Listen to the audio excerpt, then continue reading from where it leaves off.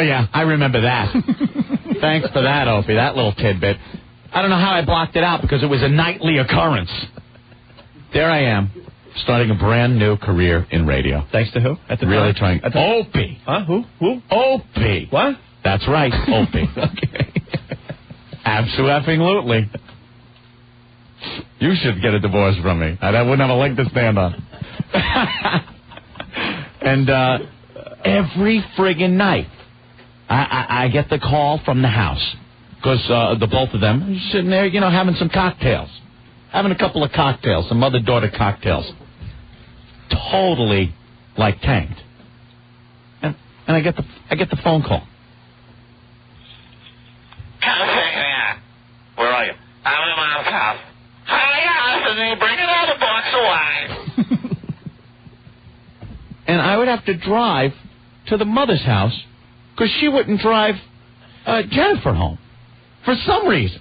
You had to pass your house. Yeah, I had to pass my house. Meanwhile, the mother would pick up Jennifer from the liquor store, and instead of driving her home, would drive her to her house. Drop her off. You know why? I want to go home. Because going there to pick her up was never going to pick her up. Sit down and have a cocktail. Pet the urn the chest is in. Say hello. Hello. And I'd have to sit there. But thank God something good was on TV. They would tape General Hospital and then watch it once I got there. For some reason. Because Jennifer would have gotten home and the mother taped the soap opera so Jennifer could watch it. Yeah. But they had something else to watch until 7 o'clock or 7:30 when I got there. All right, we're going to watch the soap opera. Could you get a box of wine? Get me a scotch. Oh, my God. I love that John Black. Stefano Zamora is a scumbag. What? No. What's the matter? Why am I being looked at so strangely? Anthony's lawyer checking in. Stop, Anthony. Stop now. Tony! God damn, you guys are messed up. And I feel your pain. Oof. I don't feel any pain. No kidding, you box wine drinking hobo. But I want to go home. It's like the new Ant. He's starting to... Oh, yeah, the new Ant. To blow off steam. It's therapy. It is therapy. Well, I was fine with leaving it alone. But you're doing soliloquies. I mean, when you get into this, when he gets into this, though, it's not a conversation. You just sit back and listen until he's done. Okay, here he goes again. Right. He's off and running. But I had completely blocked out the time we were flying from Boston to Los Angeles. Los Angeles, right. At this time, the significant others were still in New York. We were living at my mother-in-law's house. Correct. And Opie has to remind me that for a 10-minute drive, we needed a lift to what is called the Logan Shuttle. It's a bus. We wanted to ride to Logan Airport, which was 45 minutes away. I can't drive to Logan. I don't like driving all the way to the airport. Don't like it. I want to stay home. Well, we're begging because we don't know the area yet. Right. So we don't know nothing of the area. So she said she'll drop us off at the Logan Shuttle. The Logan Express is a bus that'll take you to the airport. It's a few minutes away. So we all get in the car, and she drives, which later on, after we had lived there a while, we realized where she was taking us was probably a 10-minute drive. Tops. You get on a road, you get on another road, and you're there. It took us about 45 minutes to get to this place because I had blocked this out. Whenever the mother-in-law would take us anywhere, I can't make left turns. I can't make a left turn, but 3 rights makes a left. And I always take the side streets. I always take the back roads because I don't like the highways. Highways, it's Route 9 if you're ever familiar with Boston. It's not. Well, it's like Jericho Turnpike on the island. It's not I can't take lefts. She's afraid. I'm afraid to make left-hand turns. Afraid. So we sat there on this Mr. Toad's wild ride through the backwoods of suburban Massachusetts. When we realized later on, this is a 10-minute drive. As she's driving us, to the Logan shop because I can't drive to the airport. We almost missed our flight. Remember that? Mm-hmm. I choose not to make left-hand turns. But even better, Remember when you had to go to Annie Mark's? That was the best story that you told at lunch today. To this day, I couldn't tell you how to get there because it was this maze thing. She should drive for the mob when you're trying to take a prisoner to the camp. You wouldn't even have to blindfold them. I couldn't remember where we were. We'd be driving down these back roads, and I'd be driving in my car. She's in the back seat going, all right, make a left here. Now turn, make a right. I don't know how to make the left, so we're just going to take the way I take, which is a bunch of right-hand turns. Make a right, and I'm driving in circles during this way. And later, after living there a while, I realized, again, had to be a 5-minute drive. 5-minute drive. It took a half hour. But the funny part about that story, she wasn't driving, you were driving. She was giving directions with all right turns. I don't even like being in the car during left-hand turns. And she finally told you that the reason, she went that way was because she doesn't like left-hand turns. And she didn't know how to get there. Dude, she did not know how to get there, telling me how to get there by making left turns, because she never done it. So I'm like, why are we making a right? I know it's got to be this way.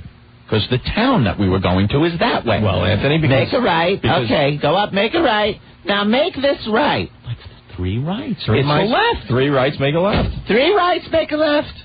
Where's my scotch? Get the box of wine. Unbelievable. Thank you for refreshing my memory. I'm sure you'll come up with a bunch more. Opie remembers. He takes pleasure in saying, Dad, remember the time Judy did this? I'm like, I blocked it out. Bill, what's going on? Hey, guys, what's up? Hey. I got a guy that works with us that does not make left turns, and he's a service tech.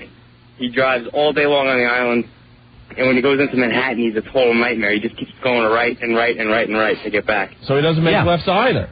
No, not at all. He's, like, petrified of it. It's crazy. Huh. And when anybody else drives with him, it makes us nuts driving with him. You'd have to be a goddamn lunatic to make a left-hand turn. I stick to rights because then I only got to look one way. It's a right turn. Your brother wants in on this. Joe. Hey, Joe. That kook. And what about the time that we played up at, I forget the name of the place. Oh, God. We were playing? Yeah. And you had to take the van that we moved the equipment in to take her home? Dude, that was an I Want to Go Home story. Oh, get this. Rotgut's playing. We live down in New York. We got a gig up in Boston. Kind of exciting and fun for a band. So Judy wants to go. I want to go and see Rotgut. so all right, we pile in. She drives with one of her friends, not with us. She gets there. Her friend leaves her there because Judy goes, I want to stay and watch the band. So the friend leaves. End of the night comes, we just get done with the set. I want to hang out. I want to go home. Like, you want to hang with the band? We're having a good time. We're up in Boston. This is kick-ass. I want to go home. I go to my brother, Joe. I got to take the van. The equipment's going to be loaded in shortly. Just move the equipment off the stage, and I will be right back. I am just taking Judy home. I know nothing of the area. Judy's going to give me directions on how to get from Boston, the club, to about 20 miles in the suburbs to her house.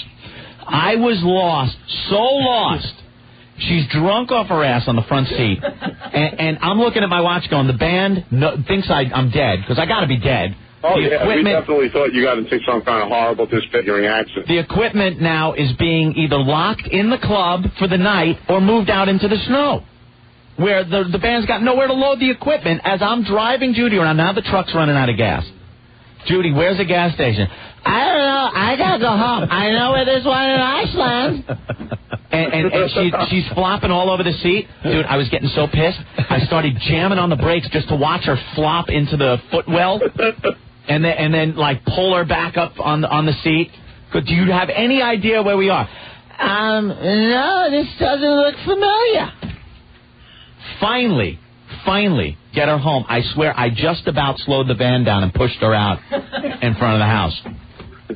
Got back maybe 2 or 2.5 hours after I left.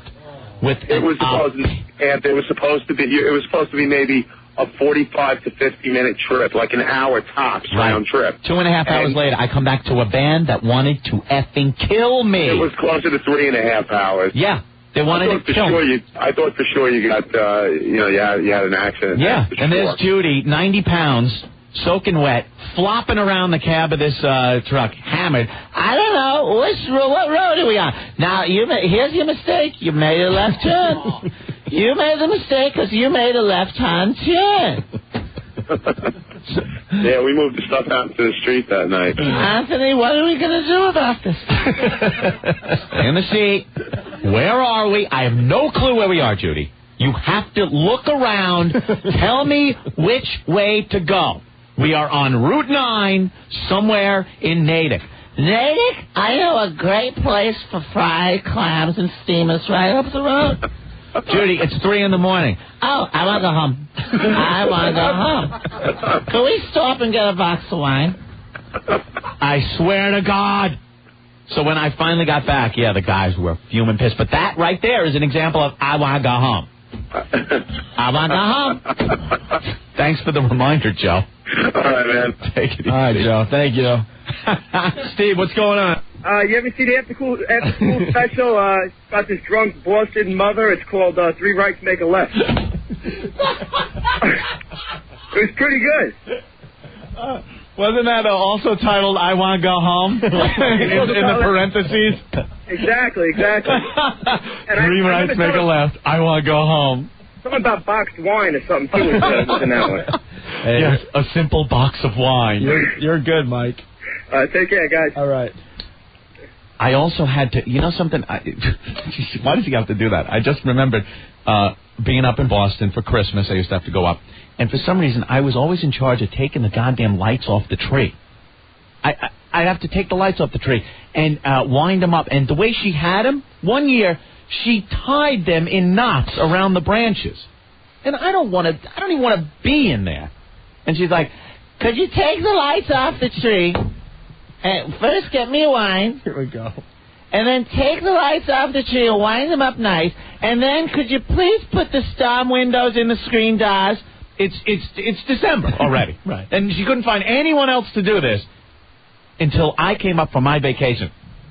Go downstairs beside the furnace, the storm windows, and put them in. I'm like, oh, what could this take?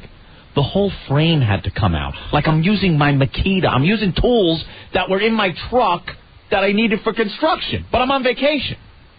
Could you just put the storm windows in? And, it's awful cold downstairs in the TV room. I could use another piece of ductwork to take some heat. I'm on vacation, lady. Maybe if you didn't booze it up, you wouldn't be cold. Try some blood in the alcohol stream. And I swear, dude, I'm on a ladder on my Christmas vacation installing ductwork in her basement. What's wrong with that, Anthony? Well, when you're done, put in the garage door opener. First drive to Sears, because if we drive, it's going to take forever. Because 3 rights make a left. I want to go home.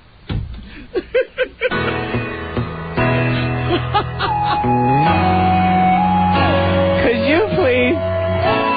In a touching story of a drunken mother-in-law and a son-in-law in hell, it's 3 rights make a left. I want to go home on HBO. Hi. What you watched was a dramatization of my life. I'm the real Judy. I want to go home.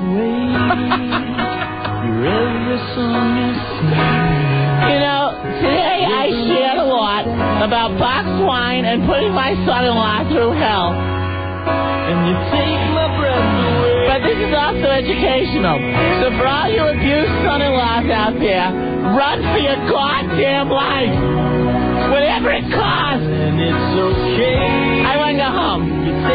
Did I ever tell you about the time I pulled up to my apartment? I was hammered. And you know the stairs that go up to my apartment on the right side of the building? I accidentally took the stairs on the left side of the building. There was a big party going on for the teenage girl that lived next door.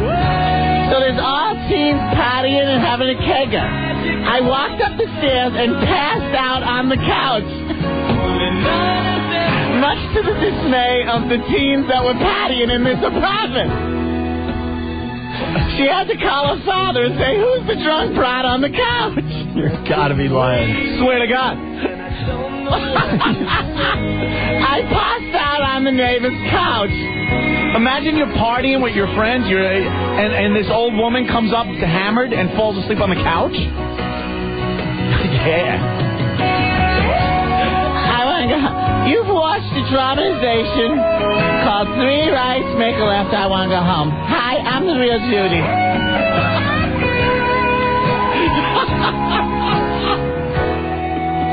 Stay tuned for next week's After School Special, The Longest Divorce Ever. And I don't know what to say. Hi, I'm the real Anthony. I was the son-in-law.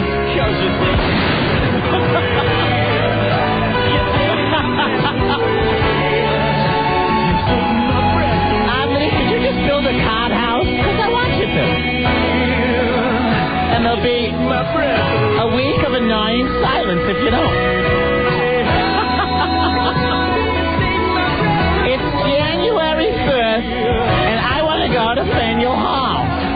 Yeah, I know the wind whips through it like the Arctic, but I want to go. And then when we get there, after a few Grandma-Yays, I'm going to say, I want to go home.